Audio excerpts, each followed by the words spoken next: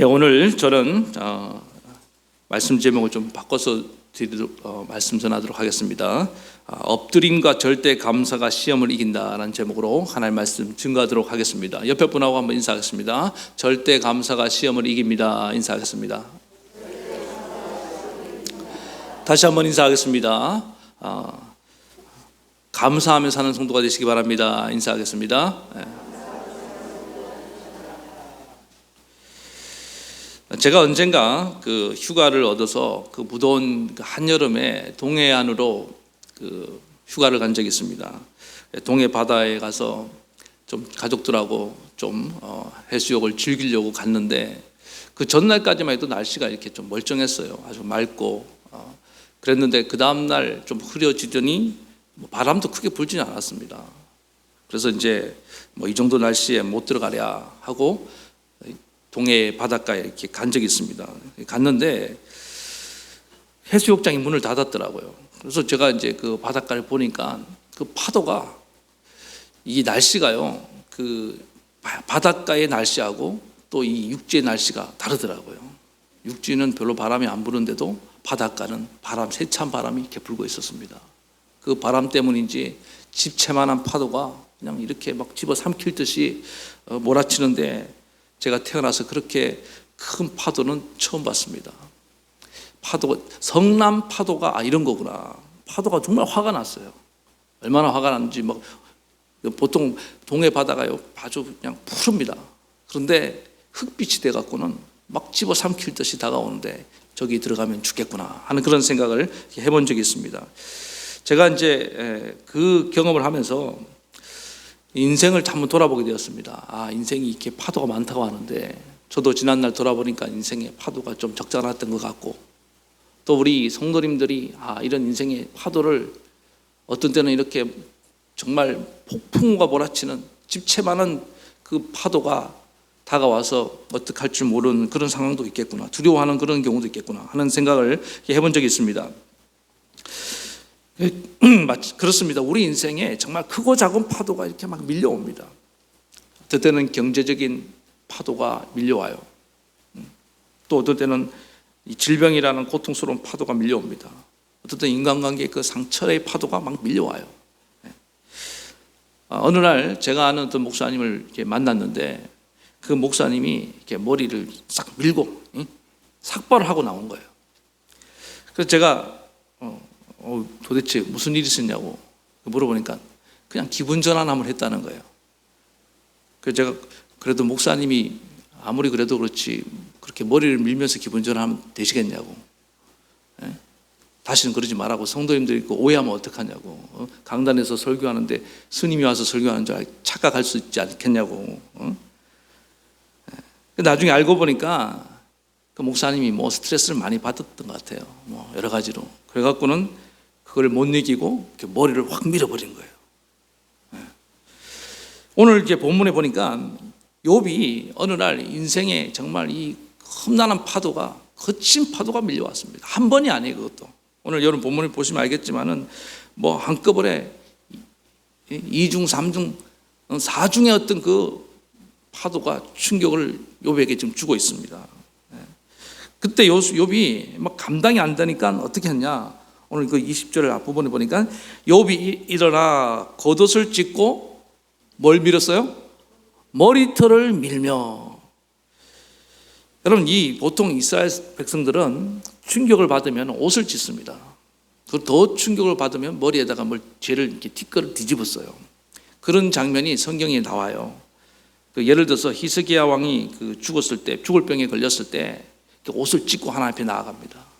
또 에스더와 모르드게가 자기 동족이 어떤 멸종의 위기를 당했을 때 하나님 앞에 옷을 찢고 그렇게 나아가는 모습이 있습니다.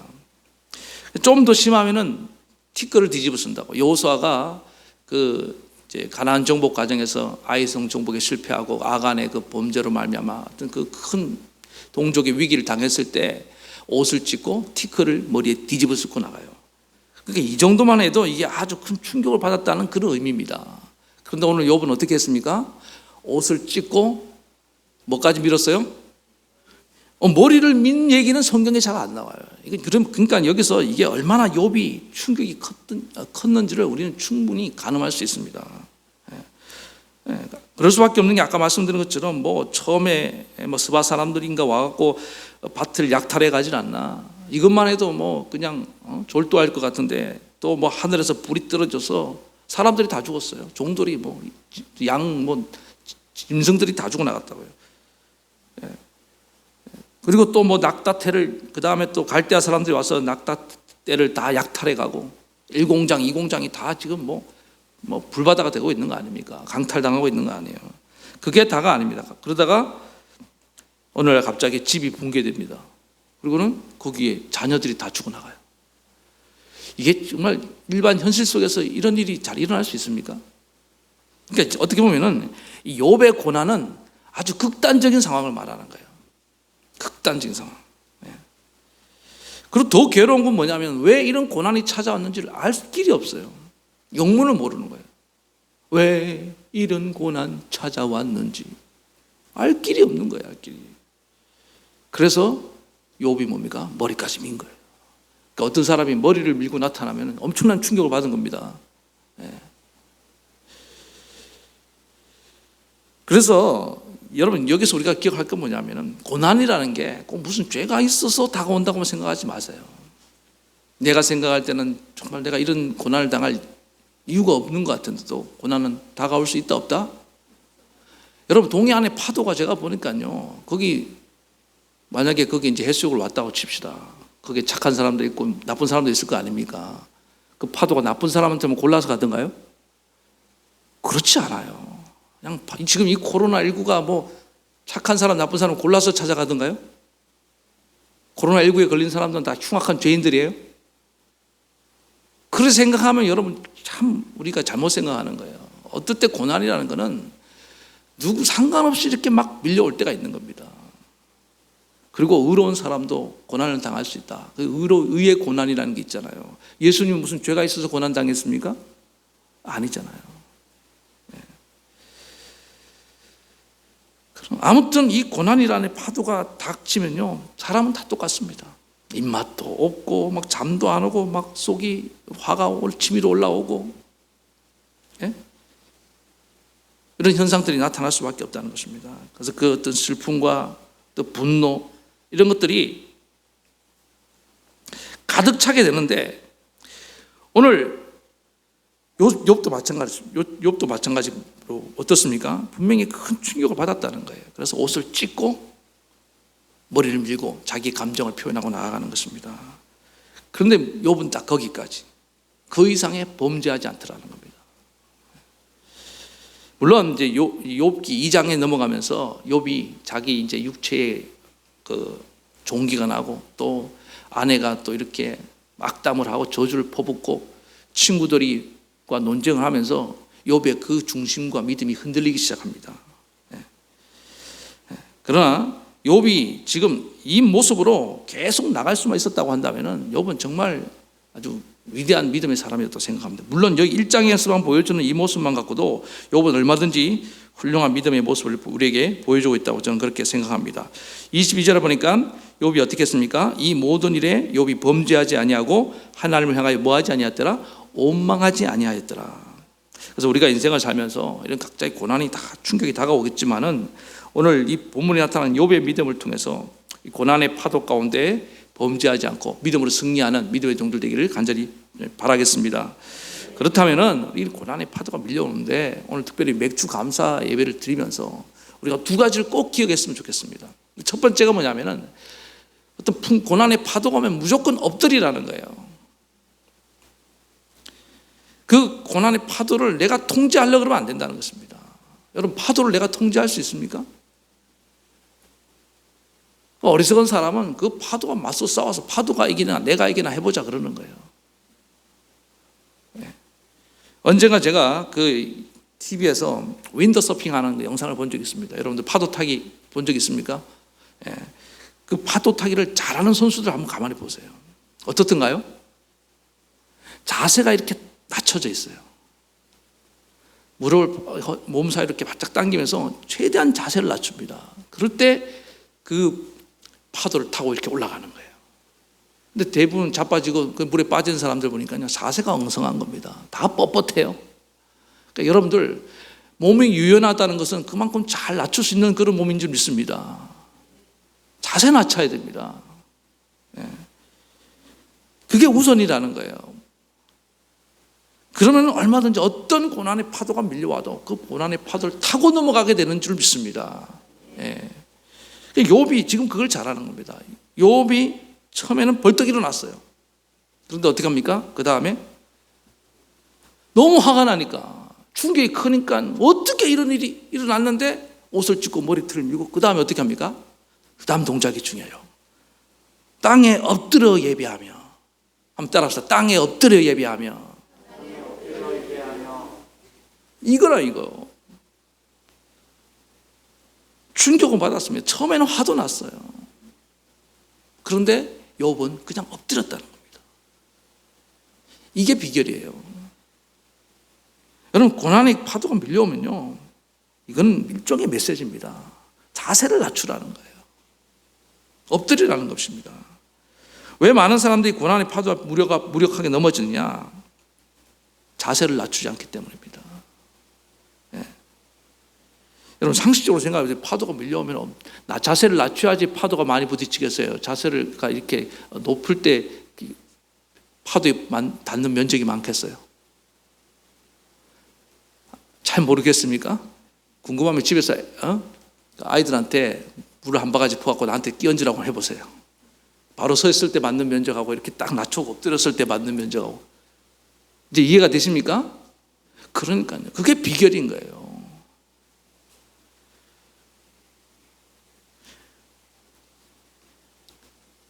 지난주에 제가 그 예수님과 제자들 얘기 좀 나눴지 않습니까? 제자들이 그 갈릴리 바다를 지나가면서 풍랑을 만나잖아요. 잘 보면요, 저는 그런 게 보입니다. 제자들이 막 풍랑과 사투를 벌일 때 모습이 어떻습니까? 그들이 자세가 높든가요, 낮든가요? 높아요. 풍랑을 통제하려고 그러고 이거 싸워서 이기려 할 때는 그들은 서서 막 몸부림치고 있었다고요. 근데 그동안에 예수님은 산에서 뭐하고 계셨습니까? 엎드려서 기도하고 계셨습니다. 결국 그 풍랑을 잠재우고 문제를 해결하신 분은 누구예요? 예수님입니다. 자세가 높은 사람은 절대로 문제 해결 못해요. 계속 얻어맞습니다. 그러나 엎드려서 기도하는 예수님이 결국에 찾아와서 풍랑을 잠재우더라는 거예요. 이걸 배워야 됩니다.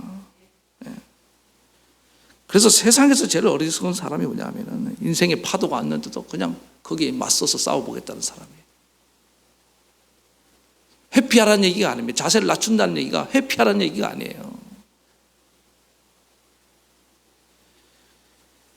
여러분, 성경에도 마찬가지입니다. 인생의 어떤 파도를 다 만나는 인물들이 많습니다. 그럴 때 그 위기를 스무스하게 지나갔던 사람들이 다 특징이 뭔지 압니까? 다 자세를 낮췄습니다. 다윗도 우리아의 아내 바세바를 범하고 하나님의 어떤 큰 심판을 받게 되었습니다. 그럴 때 다윗이 어떻게 했습니까?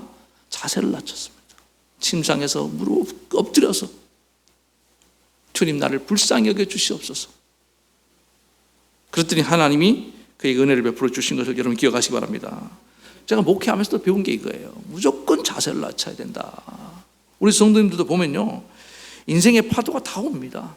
어떤 분들은 정말 감당하기 힘든 집채 많은 파도가 와서 어떡할까 옹행걸 자세를 낮추고 있으니까 그냥 지나가요. 근데 어떤 분은 별 큰 파도도 아니야. 물론 다 이게 주관적이긴 합니다만 상대적이긴 해요. 느끼는 체감이 다르니까. 그런데 그 파도가 계속입니다. 제가 그 다음날 가보니까요, 동해안 바다가 또 잠잠해졌어요. 참 신기해요. 어제 그렇게 집어삼킬 듯이 일던 파도가 그 다음날 언제 그랬냐는 듯이 또 잠잠해요. 여러분, 계속 이는 파도는 없습니다. 물었다가 멈췄다 그러는 거예요. 그런데 왜 내 인생의 파도가 계속 불고 있을까요? 자세 좀 낮춰보라는 거예요. 이게 하나님 메시지입니다. 신명기 8장 2절, 내 하나님 여호와께서 이 40년 동안 내게 광야길을 걷게 하신 것을 기억하라. 이는 너를 낮추시며 너를 시험하사 내 마음이 어떠한지 그 명령을 지키는지 아니 지키는지를 알려 하심이라. 왜 하나님이 이 이스라엘 백성들이 고난의 그 40년 동안 고난의 광야길을 걷게 하셨다고요? 시험이었다는 겁니다. 광야길 가는 내내 그들은 고난의 어떤 그 턴을 통과하는 것 같지 않았습니까? 근데 그들이 자세를 낮추고 나아갔을 때 하나님의 은혜가 임한 걸 믿으시기 바랍니다. 그런데 이스라엘 백성들이 원망했다는 게 뭐냐 하면은 그게 교만입니다. 여러분 잘 보세요. 똑같이 파도를 맞는데 어떤 사람은 이거를 원망으로 생각하지 않습니다. 윈드서핑을 잘하는 사람은 이 놀라운 파도가 있어야지 파도 타기 할 거 아니에요. 그렇지 않습니까? 그런데 파도 타기를 할 줄 모르는 사람은 그게 원망의 대상이지만 파도 타기를 잘하는 윈드서퍼에게는 그게 뭡니까? 기회라고요. 사실은 이 욥도 생각해 보면요, 충분히 교만해질 가능성이 큰 인물입니다.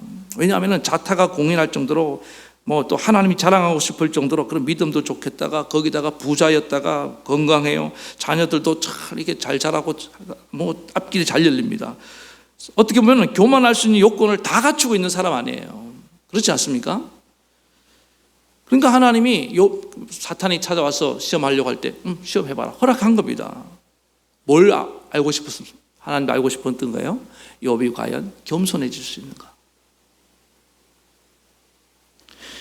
여러분 유명한 최근에 축구 선수 중에서 호날두라는 사람이 있지 않습니까? 메시와 양대 산맥을 이루는 아주 위대한 축구 선수인데 이 사람이 우리나라로 지금 한 36살쯤 돼요.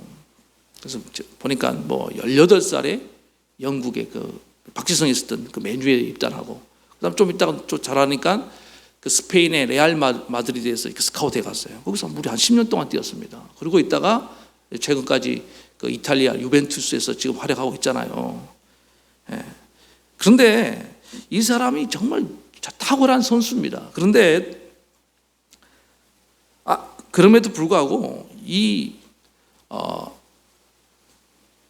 호날두를 정말 좋게 생각하는 사람이 생각보다 많지가 않아요.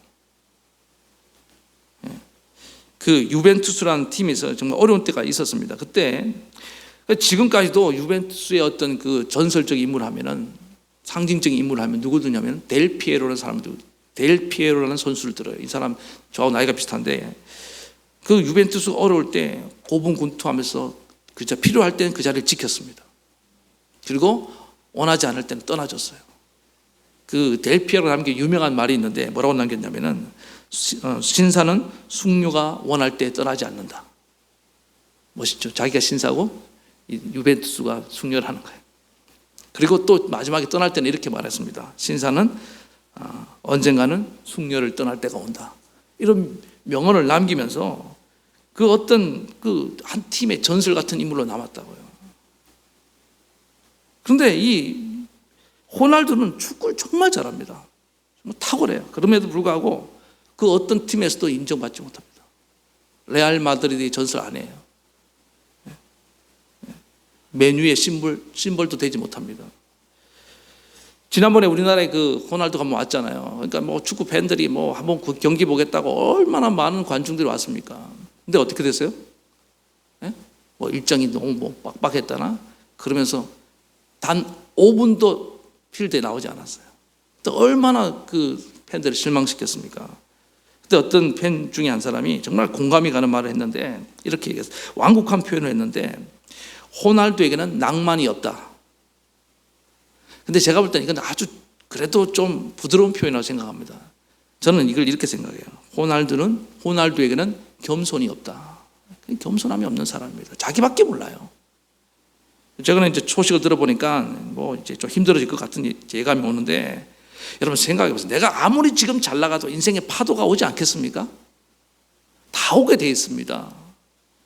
그런데 엎드리는 법을 못 배우는 사람들은 풍랑이 와도 뻣뻣하게 서 있는 거예요. 그래서 깨지는 겁니다. 간절히 바라기는 우리 성도님들은 평탄할 때도 잘 엎드리는 법을 배우시기 바랍니다. 그래서 평상시 기도가 중요하다는 이유가 그거예요. 평상시 엎드려야 되는 겁니다. 욥은요 어떻게 보면 습관적으로 엎드렸을지 몰라요. 욥이 정말 믿음이 좋았다는 건 무슨 얘기입니까? 그가 형통할 때 평탄할 때 기도의 사람이었다는 거예요. 엎드릴 줄 알았다는 것입니다. 그러니까 위기가 오니까 습관적으로 주님 하고 엎드리고 예배하며 나아가는 겁니다. 오늘 간절히 바라기는 우리 성도님들이 자세를 낮추고 항상 엎드리는 법을 배워서 어떤 인생의 파도도 쉽게 넘어가는 믿음의 종들 되기를 축원합니다.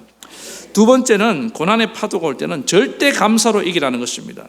여러분, 사람들이 고난을 당하면은 충격을 받습니다. 그래서 좀 더 정신이 들면은 하는 일이 뭐냐면은 이 고난을 생각합니다. 왜 내게 이런 고난이 찾아왔을까? 아무리 생각해도 나는 이런 고난 당할 만한 이유가 없는데, 그러면서 억울함을 호소합니다. 더 나아가서 하나님을 생각한다 그랬잖아요. 하나님, 나한테 이럴 수 있습니까?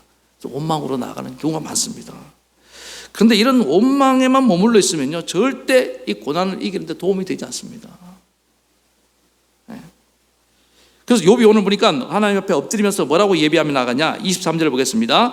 이르되 내가 모태에서 알몸으로 나왔은즉 또한 알몸이 그리로 돌아갈지라. 주시니도 여호와시요 거두시니도 여호와시니 여호와 이름이 찬송을 받을지니다 하고, 여기 두 가지, 오늘 욥이 잘 보세요. 원망하지 않고 하나님께 이렇게 이제 감사하는 모습인데, 저는 욥이 이 모습으로만 계속 일관되게 나갔다고 한다면은 욥기가 이렇게 길어질 이유가 없다고 생각합니다. 곧바로 1장을 넘어서 42장에 그런 축복으로 나아갈 수 있었다고 저는 확신합니다. 그런데 그게 길어지는 이유가 있어요. 여러분, 원망하면은 정말 인생이 길어집니다. 고난이 길어집니다. 제발 간절히 부탁드리는데 어떠한 경우에도 원망하지 않기를 축원합니다. 감사를 배워야 됩니다. 그게 절대 감사라는 거예요. 근데 오늘 욥이 감사하는 그 감사의 내용을 우리가 한번 살펴봐야 됩니다. 이런 극단적인 고난의 상황에서 감사했던 이유가 뭐냐면 욥이 이걸 깨달았습니다. 보세요. 알몸으로 나왔은즉 내가 알몸으로 그리로 돌아가리라. 이게 무슨 얘기입니까? 욥은 뭡니까? 아직 뭐가 남아있다는 거예요? 내 한 몸이 남아있다는 거예요. 욥은 이런 거 바라보지 않았습니다. 남아있는 것. 나 원래부터 단시로 나왔다. 사실 내가 이 몸이 있지 않느냐. 그걸 인하여, 그러니까 없는 것 중에, 이런 것 중에 남은 것, 있는 것을 발견하니까 뭐가 나온 거예요? 찬송이 나오고 감사가 나온 줄 믿습니다. 그러니까 우리는 뭐 지금 이제 반일 감정이 큰데, 사실 일본에도 좋은 사람들 많습니다. 훌륭한 사람들 많아요. 그 중에 그 이제 파나소닉 창업자였던 그 마사시타 고노스케라는 사람, 뭐 여러분 얘기를 아는 분도 있다고 생각합니다. 어려서부터 이 사람 뭐 가난하고 못 배우고 병약했습니다. 그런데 대부분 이 정도 되면은 다 원망합니다. 그런데 이 사람은 원망 대신 감사하며 나갔습니다. 보통 원망할 때 어떻게 합니까? 뭐 때문에, 가난 때문에 나는 못 배웠다, 망했다. 그 다음에 뭐 못 배웠기 때문에 나는 뭐 기회가 없었다. 또 나는 약했기 때문에 뭐 맨날 힘들었다. 뭐 이렇게 얘기하잖아요. 나는 뭐 부모님께 물려받은 것이 없기 때문에 이 모양 이 꼴이다. 주로 뭐 이런 표현을 한다고. 뭐 때문에 안 됐다. 그런데 이분은 이 뭐 때문에를 다 뭐로 바꾼지 아세요? 한번 따라서 덕분에. 나는 가난 덕분에 배움을 배웠다. 이렇게 얘기하고 나아가는 겁니다. 가난 덕분에 나는 자수성가하는 법을 배웠다. 나는 못 배웠기 때문에, 학력 가방끈이 짧기 때문에 나는 항상 누군가로부터 배우려는 겸손한 자세를 갖게 되었다는 거예요. 나는 병약했기 때문에 나는 건강의 소중함을 알고 항상 건강관리를 신경을 썼다는 거예요. 그것 덕분에. 그러니까 이 원망의 이유가 사실 뒤집어 놓고는 보면은 다 감사의 이유가 된다는 거예요. 그래서 이분이 일본인 사람들의 그 말의 습관과 문화를 바꿔버렸어요. 어머 덕분에. 오늘 간절히 바라기는요, 우리에게 주신 모든 이런 환난과 고난의 파도가 사실은 뭐뭐 때문에 안 되는 이유가 아니라 그것 덕분에 우리를 잘 되게 하고 그것 덕분에 우리를 더 높은 곳으로 이끌어가는 그런 디딤돌이 되는 것을 여러분 믿으시기 바랍니다. 지난번에도 한번 말씀드렸지만요, 이 코로나19로 이런 것만 있는 게 아니에요. 얻은 것도 많습니다. 그러면 이 지구 환경이 돌아오고 있다고 말씀드렸죠. 익산만 해도 지금 공기가 얼마나 좋아졌어요. 못 느낍니까? 공기는 좋아졌는데 지금 마스크는 쓰고 다니는 게 좀 아이러니한 상황이긴 한데 정말 좋아졌어요. 그리고 어떤 사람은 그런 얘기 하더라고. 코로나19 때문에 죄 지을 시간이 없어졌대요. 기회가 없어졌대요. 옛날에는 뭐 남자들 같은 경우 뭐 다 그런 건 아닙니다. 기회가 많잖아요. 그런데 어디 갈 수가 없잖아요. 꼼짝마야. 다 그냥 퇴근하면 착하게 모범생처럼 집으로 다 퇴근. 너무 같이 있어서 이제 좀 힘든 것도 있지만은. 그래서 저 같은 경우에도 가족들과 제가 지금 그래요. 뭐 딸하고 이렇게 같이 있을 수가 없어요. 제가 볼 때. 그런데 꼼짝없이 매일 쳐다보니까 뭐 좀 아무튼 그러면서 가족들과 보내는 시간이 많아지고 또 좀 친해지는 그런 대화 시간도 더 많아지고 얼마나 감사한지 몰라요. 그리고 여러분, 우리 예수 믿는 사람들 얼마나 좋은 기회입니까? 이럴 때 더 기도하고 말씀을 묵상하는 기회로 삼아야 될 줄 믿습니다. 코로나19 때문에 나는 성경을 더 보게 되었습니다. 나는 코로나19 덕분에 더 기도의 사람이 되었습니다. 그러니까 감사할 수밖에 없는 거 아니겠습니까? 그리고 그런 것 같아요. 우리 성도님들 어쩌다 함께 한번 보면요, 막 눈물겹도록 반가워요. 어제도 어떤 분이 교회로 오셨는데 그냥 막 애잔한 눈을 저를 쳐다보더라고요. 목사님 참 오랜만에 보네요. 일주일 만에 보는데도 오랜만에 보네요. 그러면서 소중함을 더 많이 느끼게 된 줄 믿습니다. 한 분 한 분이 정말 그래요. 요즘 저는 우리 성도님 한 분 한 분이 너무너무 귀합니다. 감사한 거 아니에요? 그래서 잃어버린 것을 바라보고 뭐뭐 때문에라고 생각하는 사람들은 계속 원망하지만은 있는 것 바라보고 그것 덕분에 내가 지금 더 잘 되었습니다 라고 말하는 사람은 감사하며 나갈 수 있는 줄 믿습니다. 그리고 욥이 계속해서 이 절대 감사로 나간 이유가 뭐냐, 그 다음에 이렇게 말합니다. 주시니도 여호와시요 거두시니도 여호와시오니. 자 보세요. 이제까지 욥은 알고 있는 하나님은 어떤 하나님입니까? 주시는 하나님이에요. 공급의 하나님. 하나님은 나에게 재물도 주시고 땅도 주시고 또 이렇게 자녀도 주시고 항상 주고 또 주는 분. 감사하죠. 공급의 하나님. 그런데 욥이 뭘 몰랐어요? 욥은 하나님은 주실 뿐만 아니라 도로 가져가시는 분이라는 거예요. 우리 하나님은 창조자이기도 하지만 심판의 하나님인 걸 믿으시기 바랍니다. 우리 하나님은 공급자이기도 하지만 또 회수해 가시는 하나님이세요. 이런 하나님을 절대 주권자의 하나님이라고 말씀하신 겁니다. 하나님 거라는 거예요. 내 모든 소유가 결국에는 하나님의 것이구나, 이걸 깨달았다는 거예요. 우리는 정직입니다. 우리가 하나님 주신 걸 막 누리다 보면 어느 순간 내가 주인인 것처럼 생각할 때가 많아요. 근데 하나님은 아니야. 네가 주인이 아니야. 내가 주인이야. 주가 쓰시겠다고 할 때 언제든지 너는 내어놓아야 돼. 욥은 깨달았어요. 이거는 지금 하나님이 가져가신 거다. 하나님이 가져가시겠다는데 내가 돌려드리지 못하겠는가. 물론 좀 거친 방법이죠. 갑자기 줄 때는 천천히 이렇게 주셨는데 갑자기 한꺼번에 몰수해 가니까 좀 충격은 받아요. 그러나 욥은 깨달았어요. 나의 하나님은 절대 주권자의 하나님이다. 이걸 깨닫고 나니까 하나님을 다시 발견하고 욥은 원망할 수가 없었던 것을 여러분 기억하시기 바랍니다. 여러분 정말 믿습니까? 내 모든 소유가 하나님의 것을 믿습니까? 하나님 가져가시겠다는데 그리고 불만을 제기할 이유가 없잖아요. 그리고 욥이 깨달은 게 뭡니까? 가져가시는 하나님이지만 그 하나님은 여전히 나의 하나님이 되시고 그 하나님 마음만 먹으면 언제라도 다시 나에게 뭐 할 수 있다? 또 채워줄 수 있다. 이거예요, 이거. 그 하나님을 욥이 발견한 겁니다. 하박국 선지자의 표현에 하면은 비록 무화과나무가 무성하지 못하며 포도나무에 열매가 없으며 감람나무 소출이 없으며 밭에 먹을 것이 없으며 우리의 양이 없으며 외양간에 소가 없을지라도 난 여호와로 말미암아 기뻐하며 나의 구원의 하나님을 인하여 즐거워하리로다. 이거 한번 따라합시다. 나는 여호와로 인하여 기뻐하며 구원의 하나님으로 말미암아 즐거워하리로다. 다 잃었지만 다 빼앗긴 것 같지만 아직 나의 몸이 남아있고 내가 남아있고 또 나에게 공급해 줄 수 있고 또 여전히 나를 사랑하시는 그 하나님이 지금 남아 계시다는 것. 여러분 세상 모두를 다 가졌어도요 하나님이 잃어버리면 다 잃어버린 겁니다.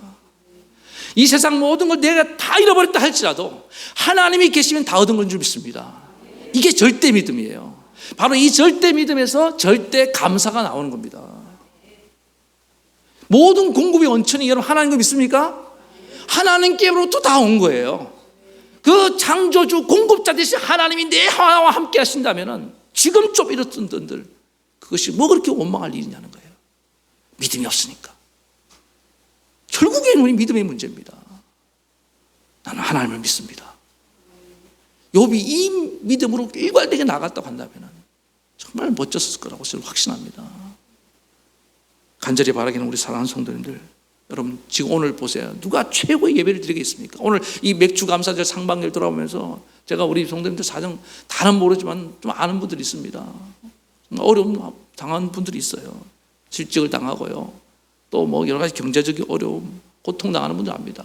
근데 그분들이 정말 오늘 이 욥이 발견한 이 하나님, 뭐뭐 때문에가 아니라 그 덕분에 내가 이만큼 되었습니다 고백하며, 또 없는 것을 바라보죠. 있는 것을 놓고 감사하며 나아가며, 또 내 구원의 하박국 선지자가 말한 것처럼, 오늘 욥이 고백하는 것처럼 주신 이도 여호와시요 거룩하신 이도 여호와시라고 고백하며 나아가며, 하나님이 절대 주권을 인정하며 나아가는 분이 있다고 한다면 오늘 그분의 감사가 최고의 감사가 될 줄로 믿습니다.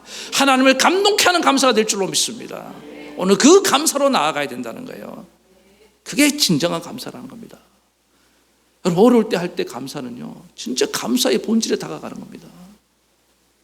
이전까지 우리가 오늘 이 마귀가 시험했던 것처럼 욥이 까닭없이 하나님을 경외하리요, 우리 그 수준이 아니라는 거예요. 오늘 잊지 마시기 바랍니다. 우리 하나님 한 분만으로 나는 만족합니다.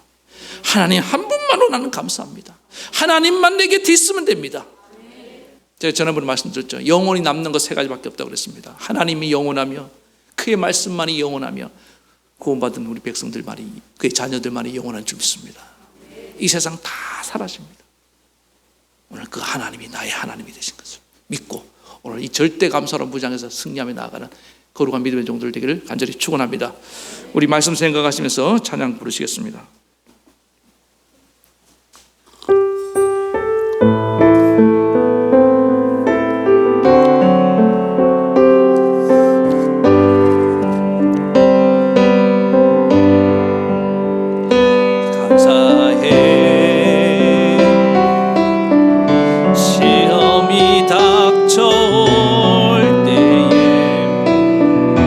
주께서 인도하시니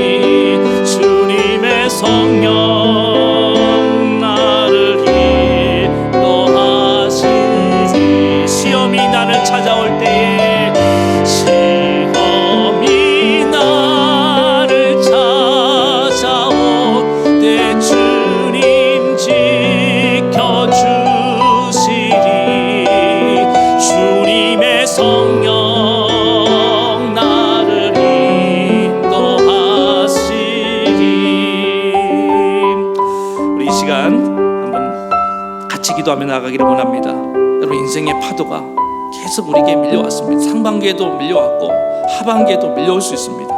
그럴 때 오늘 욥의 이 태도를, 우리가 믿음의 태도를 본받기를 원합니다. 하나님, 고난의 파도가 오면 하나님 무조건 엎드리는 법을 배우기를 원합니다.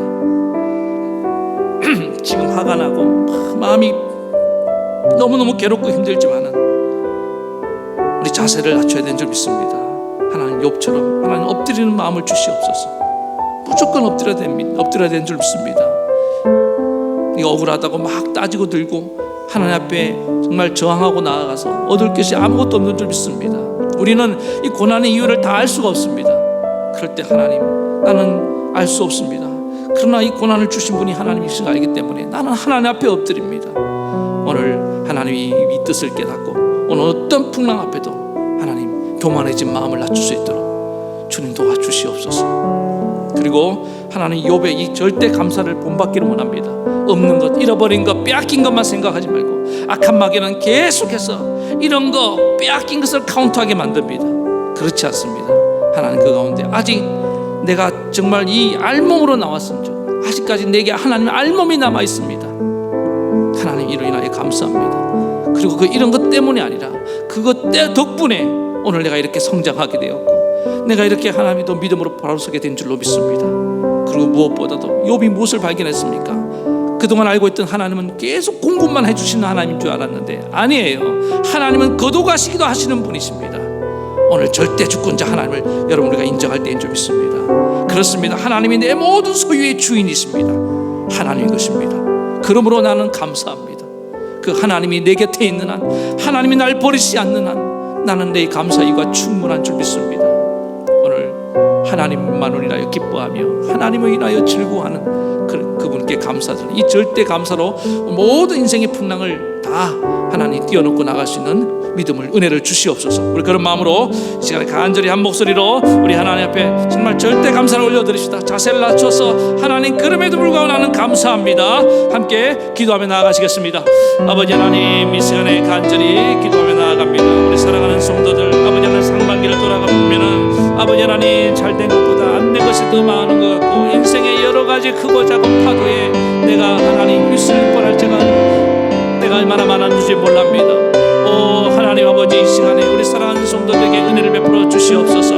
인생의 고난의 파도가 이렇게 밀려올 때 하나님, 그에 맞서 싸우려 하지 말고 오늘 아버지 하나님, 그 파도 앞에 아버지 하나님, 우리가 엎드릴 수 있는 자세를 낮추어서 저 파도를 타고 날아오르는 그 윈도 서퍼처럼 하나님, 날아오르는 자들 되게 도와주시옵소서. 파도에 깔려 아버지 하나님 침몰해가는 인생이 아니라 저 파도를 타고 날아오르는 인생들 되기를 원합니다. 아버지 하나님, 내게 하나님, 오늘 이 시간에 사랑하는 주의 종들, 지금이야말로 자세를 낮출 줄 믿습니다. 오늘 우리 교회가 자세를 낮춰야 될 줄로 믿습니다. 한국 교회가 자세를 낮춰야 될 줄 믿습니다. 내 인생 아버지 하나님, 날마다 형통하기만 하고 평탄하기만 하고 아버지 하나님, 승승장구할 때 내가 정말 대단한 인생인 줄 알았습니다. 아버지 하나님, 그러나 이 모든 것이 하나님의 은혜로 된 것을 알지 못하고 하나님, 내 마음이 교만하고 높아질 때가 얼마나 많았습니까? 오 하나님, 그랬던 욥도 다분히 교만해질 그런 아버지 하나님 조건이 많았습니다. 그런 믿음도 좋았을 뿐만 아니라 부자였고 자녀들도 아버지 하나님 출세하고 있었고 그는 날마다 형통하는 많은 사람의 부러움의 대상이었습니다. 그러나 그랬던 그가 한순간에 몰락하면서 아버지 하나님, 그는 엎드림을 배운 줄로 믿습니다. 겸손을 배운 줄로 믿습니다. 오늘 우리가 바로 지금이야말로 겸손을 배울 때인 줄 믿습니다. 엎드리는 법을 배울 때인 줄 믿습니다. 오늘 하나님 앞에 엎드리며 나아갑니다. 주님, 나는 주님이 없으면 아무것도 할 수 없습니다. 주님, 내게 은혜를 베풀어 주시옵소서. 주님, 나를 불쌍히 여겨 주시옵소서. 오 하나님 아버지, 우리 사랑하는 성도들에게 이 은혜를 베풀어 주시기 원합니다. 그리고 없는 것을 바라보지 말고 그 가운데 남은 것을 바라보고 아버지 하나님, 그것 때문에 원망하는 것이 아니라 그것 덕분에 내 인생이 이렇게 성장하게 되었노라고 감사하며 나아가는 믿음의 종들 되게 하여 주시옵소서. 무엇보다도 하나님은 여전히 남아 계시고 아버지 하나님, 하나님을 절대 주권자임을 재발견할 수 있는 기회가 되었사오니 어찌 내가 감사하지 않을 수 있겠습니까? 내가 알던 하나님이 아버지 하나님, 이제 정말 하나님이 새로운 면목을 깨닫게 되었습니다. 너무나 감사드립니다. 아버지 하나님, 이 고난을 통해서만 배울 수 있는 그 하나님, 내가 그 하나님을 온몸으로 알게 되었사오니 주님의 이름을 찬송을 받으시옵소서. 이렇게 감사하며 찬송하며 나아가서 모든 고난의 풍랑을 잠재우며 무력화시키고 그 고난의 파도를 타고 나아가는 믿음의 종들이 되게 하옵소서. 예수님 이름으로 간절히 기도하옵나이다. 아멘. 하나님 아버지, 은혜를 감사합니다. 오늘 맥주 감사 예배를 올려드리며 우리가 아버지 하나님 정말 절대 감사가 뭔지를 배우고 있습니다. 인생에 크고 작은 파도가 밀려올 때 하나님 오늘 욥처럼 무조건 엎드리는 법을 배우게 도와주시옵소서. 하나님이 자세를 낮추라는 사인인 줄 믿습니다. 우리가 너무나 잘 나가고 형통할 때는 하나님 내가 교만한지도 모르고 높아지는 줄 믿습니다. 주님, 오늘 지금이야말로 욥처럼 겸손과 하나님 이 엎드림을 배워서 어떤 고난의 파도도 타고 넘어가는 믿음의 종들 되게 하옵시고, 오늘 욥과 같이 이런 것을만 바라보지 말고 그 안에 남아있는 것을 바라보고 나아가는 종들 되기 원합니다. 그리고 하나님 뭐뭐 때문에 원망하는 인생이 아니라 그것 덕분에 내가 이렇게 잘 성장했노라고 고백하고 감사하게 하시고, 또 하나님을 재발견했습니다. 주신 하나님은 공급자만 되시는 것이 아니라 하나님은 거둬가시는 분인 절대 주권자임을 알게 도와주시고, 그 하나님을 발견하는 기회가 되었고 그 하나님을 만으로 이제 내가 만족하게 되고 그 하나님을 더욱 사랑하게 되었사오니 어찌 감사하지 않을 수 있겠습니까? 오 하나님, 나에게는 하나님이 전부입니다. 하나님, 나를 놓지 말아 주시옵소서. 그 하나님 끝까지 붙들고 나아가는 자가 승리하게 될 줄 믿습니다. 이 절대 감사로 날마다 승리하며 하반기에 더 큰 감사를 올려드릴 수 있는 믿음의 종들 되게 도와주시옵소서. 아픈 데 손을 얹으시기 바랍니다. 오늘도 주님의 명령을 따라, 오늘 성경의 말씀을 따라 손을 얹고 기도합니다. 주님, 저들의 병을 고쳐주시옵소서. 오늘 하나님 앞에 찬송하며 감사하며 나가는 죄종들, 이미 저들에게 치료가 시작된 줄로 믿습니다. 이미 병만은 떠나가고 있는 줄 믿습니다. 이미 어둠은 떠나가고 있는 줄 믿습니다. 주님의 보혈로 덮어주시옵소서. 성령의 기름을 부으사 깨끗함을 얻고 날마다 주님께 영광 돌리는 복된 종들 되게 도와주시옵소서. 주님의 치료해 주심을 믿사오며 예수님 이름으로 감사하며 기도 올려옵나이다. 아멘. 이제는 우리 주 예수 그리스도의 크신 은혜와 하나님 아버지의 극진하신 사랑하심과 성령의 감동, 감화, 교통, 위로 역사하심이 오늘 욥처럼 어떤 인생의 풍랑에 몰아친다도 자세를 낮추고 또 하나님께 이 절대 감사로 이런 것 바라보지 말고 있는 것 생각하며 또 하나님, 나의 하나님 하나님 공급자 되시기도 하지만 거두가시는 그 하나님을 발견하고 하나님이 내 곁에 남아있음을 깨닫고 감사, 절대 감사로 승리하고자 다짐하며 결단하는 모든 성도들 머리머리에, 저들의 가정과 자녀와 생업 위에, 이 나라 이 민족 위에까지 영원토록 함께하옵시기를 간절히 축원하옵나이다. 아멘.